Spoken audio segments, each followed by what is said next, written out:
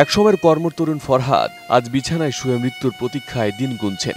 কয়েক মাস আগে ঢাকার সদরঘাট থেকে গাজীপুর যাওয়ার পথে সংঘর্ষ হয় দুই সিএনজির। নির্মম সড়ক দুর্ঘটনা মুহূর্তে পাল্টে দেয় তরুণ ফরহাদের জীবন। এতে ফরহাদের ঘাড় ভেঙে যায়, শরীরের নিচের অংশ অবশ হয়ে পড়ে। এখন বুক থেকে নিচ পর্যন্ত কোনো অনুভূতিই নেই তার। ভোলার সদর উপজেলার চরসামাইয়া ইউনিয়নের ৭ নম্বর ওয়ার্ডের নীরব পাটোয়ারির ছেলে ফরহাদ আজ বিছানায় শুয়ে মৃত্যুর সঙ্গে লড়ছেন। তবে তার চোখে আজও জীবনের আকাঙ্ক্ষা একটাই, আশা সুস্থ হয়ে আবার হাঁটতে পারবেন। ঢাকা যাওয়ার পথে সিএনজিতে যাওয়ার সময় অ্যাক্সিডেন্ট করি। অ্যাক্সিডেন্টের পর থেকে একবার বুকের এই সাইড থেকে ওগুলার বলতে পারি না আছে না নাই। টাকার অভাবে চিকিৎসা করাতে পারতেছি না। যদি সরকার যদি টাকা দেয় চিকিৎসা করাতে পারবো।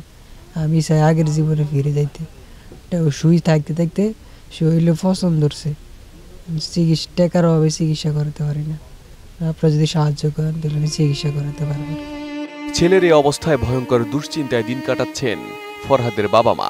পথের গাজীপুর চৌরাস্তা এদিকে যায় সিএনজি অ্যাক্সিডেন্ট করছে। অ্যাক্সিডেন্টে আমার ছেলের এই গাড় ভাঙ্গিয়া গেছে। তারা সেই লগের পুরাই না ছিল, আরও গাজীপুরতে লোক আয়া ওরা নিয়ে সেই গাজীপুর হাসপাতাল নিচ্ছে, নিয়ে হাসপাতাল রাখে নেই না রাখার পর এখান দিয়ে অ্যাম্বুলেন্স দিয়ে আনছে পুঙ্গুত। পোলার টাকা পয়সা পোলারও বিয়ে করানোর লাগে ৭০,০০০ টাকা রাখছিল। ১-২,৭০,০০০ টাকা করবে নিতে বিয়ে করবো। মায়া বেটারা চায় গেছে, সেই টাকা শেষ মানুষের লেনদেন ভাই বেড়া সবাই দিয়েছে, দিয়ে চিকিৎসা করেছি ১১ লক্ষ টাকার মতন আমার পোলার পিছিয়ে খরচ হয়েছে। ২ মাস মধ্যে দেশে আসার পর কোনো ওষুধও খাওয়াইতে পারি না, টাকা পয়সাও নাই। ঢাকা শহরও রুম ভাড়া দিয়ে থাকতে হলে টাকা লাগে, কারণ টাকারও ইয়া নাই।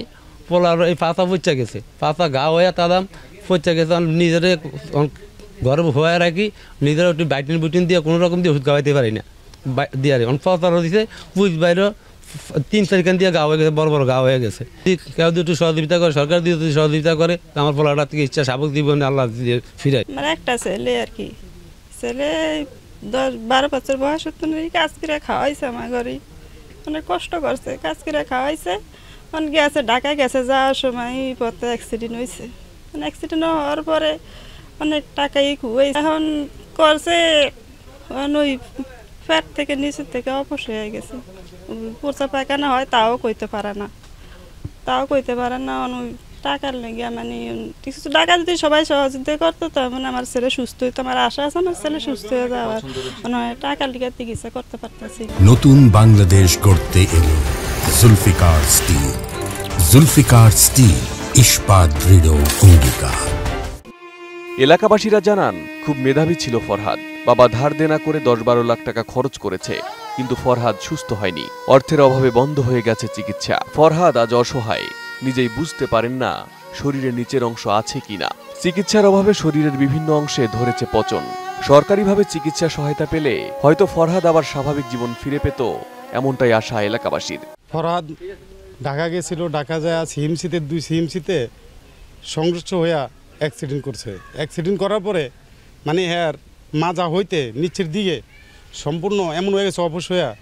এখন এক সাইডে শুইতে মানে ওর পাছা পুচা সম্পূর্ণ পছন্দ হয়ে গেছে। ফরহাদ ঢাকার রওনাতে উদ্দেশ্য হয়েছে কাজের রওনাতে যাওয়ার পথে সিএনজি অ্যাক্সিডেন্ট হয়ে ফরহাদ পঙ্গু হয়ে যায়।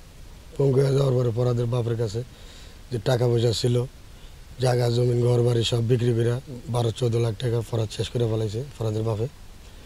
এখন ওনার সুচিকিৎসার জন্য আমরা আবেদন করতেছি সরকারের কাছে। ঢাকা চলে নিয়ে গেছে, নিয়ে যাওয়ার পর মেডিকেল ভর্তি করার পর অনেক টাকা ঋণ করে ওর বাবে মানে চিকিৎসা চালাইছে, কোনো উন্নত চিকিৎসা হয়নি। এখন ফরহাদ যদি এলাকার যদি দেশের গণ্যমান্য ব্যক্তিরা যদি একটু সহযোগিতা করতো, আমরা সরকারের কাছে আবেদন করছি যে ওর সহযোগিতা করলে ওর ফ্যামিলিটা খুব ভালোভাবে চলতে পারতো। কিন্তু ওনার আর্থিক সমস্যা যা কিছু সব কিছু শেষ করে ফেলাইছে। এখন সরকারের কাছে এটাই আবেদন যে এই ফরহাদের জন্য যদি ওনার একটু ব্যবস্থা করতো তো মোটামুটি সে ছেলেটা একটু বাঁচতে যেত।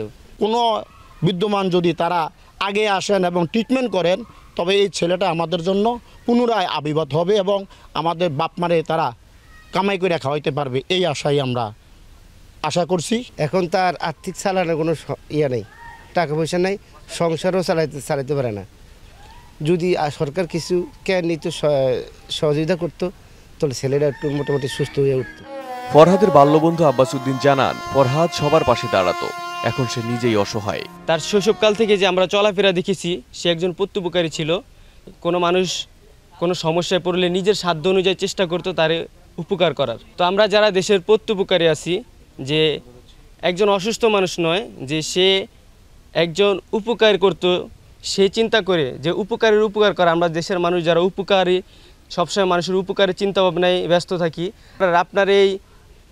আপনার এই উপকার করার কারণে সে হয়তো আজীবনের জন্য ভালো হয়ে যেতে পারে, হয়তো সে নিজের ফ্যামিলির হাল আবার ধরতে পারে, কারণ তার ফ্যামিলির সেই একমাত্র ছেলে যেই ছোটোবেলা থেকে তার ফ্যামিলির হাল ধরে রেখেছে।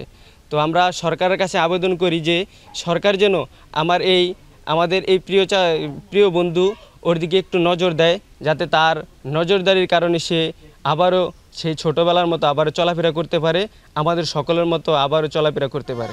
এদিকে সমাজ কল্যাণ পরিষদের পক্ষ থেকে মাত্র ৫,০০০ টাকার আর্থিক সহযোগিতা পেয়েছে ফরহাদ। ভোলা জেলা সমাজসেবা কর্মকর্তা জানান, চরসময়ে ইউনিয়নের ৭ নম্বর ওয়ার্ডের জনাব ফরহাদ দুঃখজনক একটা দুর্ঘটনায় আহত হয়ে উনি বিছানায় পড়ে আছেন, শয্যাশায়ী।